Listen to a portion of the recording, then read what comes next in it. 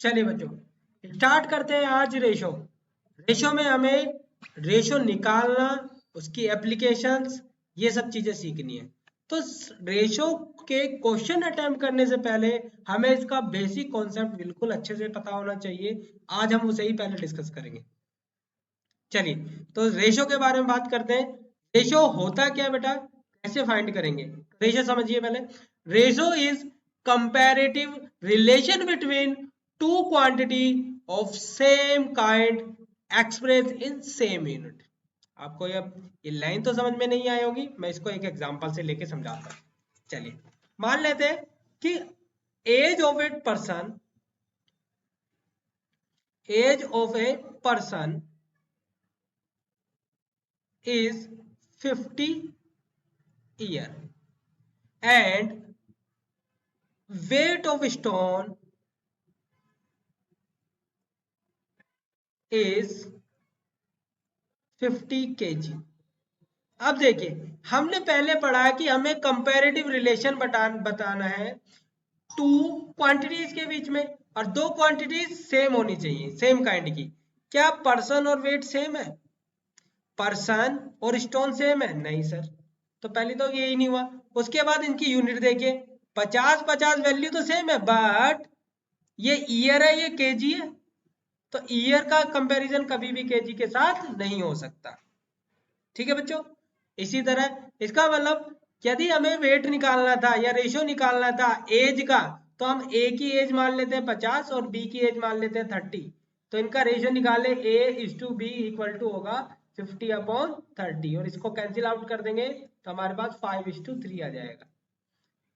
ठीक है। इसी तरह दो स्टोन है, दो स्टोन का वेट, स्टोन ए का वेट मान लेते हैं 50 केजी और स्टोन बी का मान लेते हैं 40 केजी। तो अब इनका वेट निकाले या इनका रेशियो निकाले तो हमारे पास आंसर आएगा 5/4 या फिर 5:4। ये हमारा रेशियो है। इसका मतलब यदि मैं इस लाइन को दोबारा रिपीट करता हूँ बेटा, तो क्या लिखा है? Ratio is comparative relation between two quantity of same kind. दोनों सेम होनी चाहिए। स्टोन स्टोन में कंपेयर करेंगे, एज एज में, व्यक्ति की एज में कंपेयर करेंगे, पर्सन की। इसी तरह सेम यूनिट, यूनिट भी सेम होने चाहिए। ये नहीं कि आप ईयर की वेज केजी से कर रहे हैं, यहाँ तक कि केजी का ग्राम से कंपेरिजन नहीं हो सकता। या तो केजी को ग्राम में कन्वर्ट करो या ग्राम को केजी में, तब कंपेयर कर सकते हैं। ये यूनिट भी सेम होनी चाहिए। चलिए आगे चलते हैं बच्चों। एक और इसके बारे में आगे, जो रेशियो है हमारा लिखने का तरीका होता है A/B।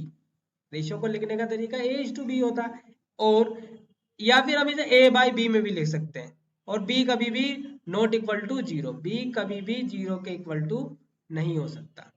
अच्छा, अब ये दो नाम है, अब ये दो टर्म्स आ गई A और B। इन टर्म्स को बोला जाता है A and B are the terms of ratio. क्या बोला जाता है? Terms of ratio.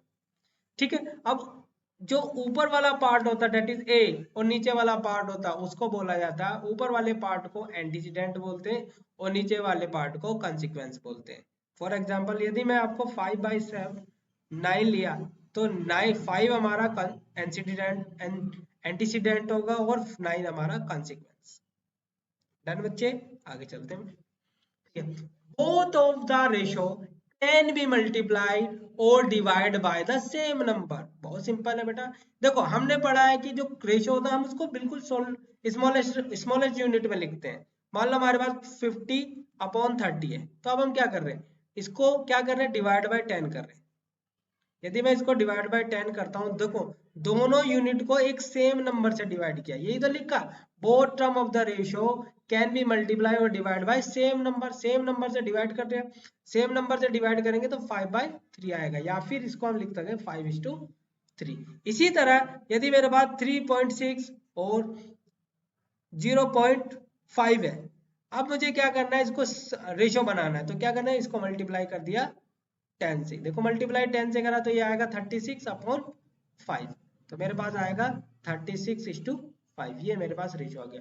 तो हम सेम नंबर से डिवाइड और सेम नंबर से मल्टीप्लाई, हो सकता है यहाँ पर 5 से भी कर सकते हैं, हो सकता है यहाँ 10 से भी हो जाए, यहाँ से 50 से भी हो जाए, 3 से भी, किसी भी वैल्यू से मल्टीप्लाई किया जा सकता है।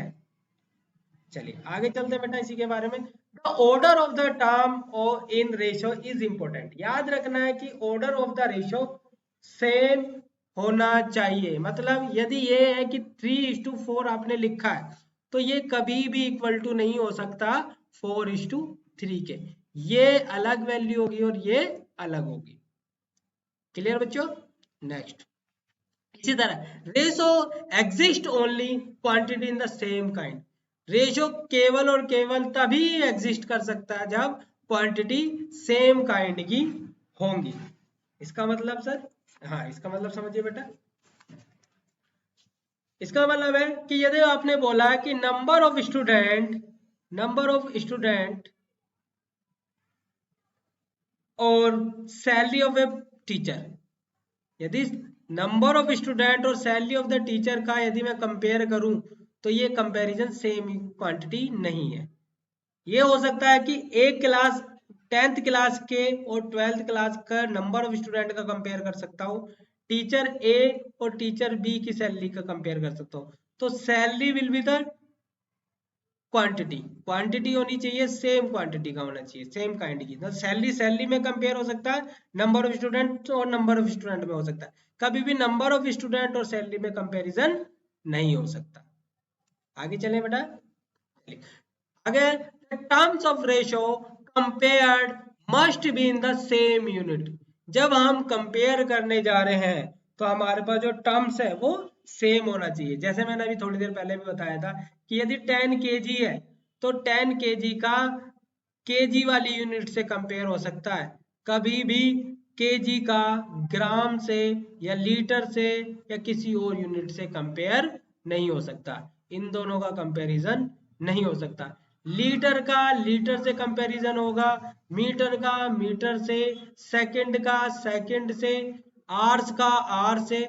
ये हमेशा याद रखना, ये जो यूनिट है आपकी क्वांटिटीज की यूनिट हमेशा सेम होनी चाहिए। यदि यूनिट सेम नहीं है बच्चों तो आप कंपैरिजन जो कर रहे हैं वो गलत है।